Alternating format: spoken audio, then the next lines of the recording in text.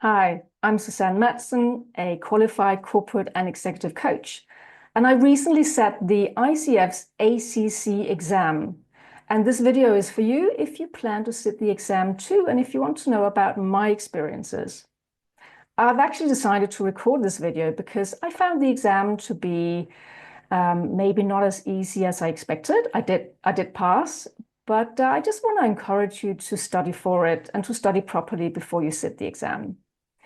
Personally, I actually qualified as a coach 15 years ago, but I never ever sat the ICF certification exam. So if you have been going through a coaching course more recently than me, some of this might be more top of mind for you. However, I just want to prepare you for what comes up in the exam. Now, the ICF's exam are obviously confidential. We're not allowed to tell you what the questions are, but the ICF will tell you within which categories the questions come. And I found that to be very true when I sat the exam. They gave you questions exactly within the categories they said they would.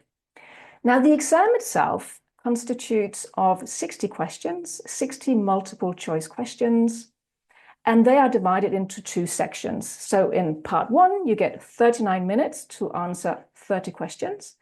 And in part two, you get another 35 minutes to answer the last 30 questions. You can actually flag items for review, and you can go back and review them at the end. If you have time, that is. So if you spend too much time thinking about one question, you may not have that time at the end to go back and review your answers. I chose to go to a test center because I live in London and we have quite a few test centers. And it removed that stress of sitting at home and worrying about, let's say, my internet connection going. But you can absolutely sit the exam at home as well. So within which categories does the ICF ask these questions? Well, they've actually given guidelines on this, and they say that 30% of the questions will be asked within the area of coaching ethics.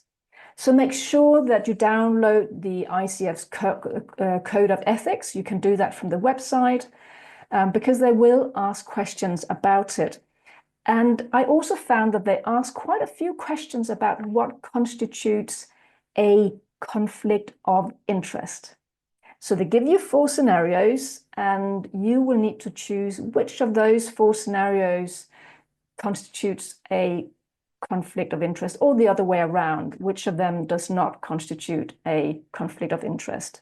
So make sure you read up about that.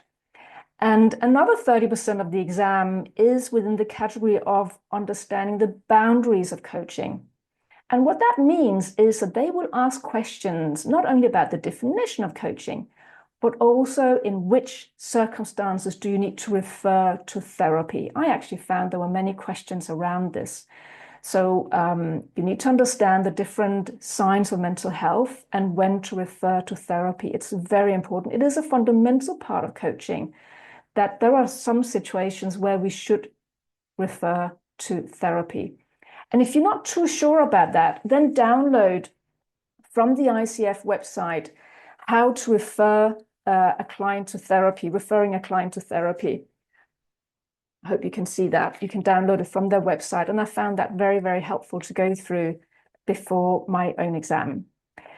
And then the last 40% of the exam, you can expect questions within the areas of the core competences. There are 8 core competences. You can download them again from ICF's website and make sure that you understand exactly what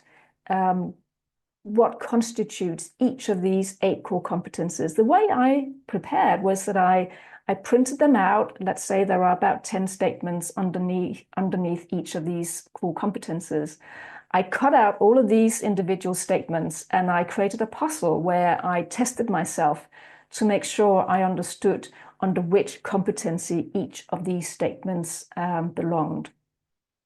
And they will also ask you questions about contracting. So make sure you know exactly what goes into that coaching contract and what you must absolutely convey when you start a coaching relationship. There were also questions about goal setting and understanding those fundamental processes of coaching. I would say there were questions within each of the 8 core competences.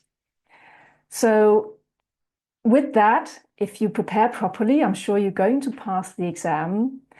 And I want to wish you the best of luck with your ICF ACC exam.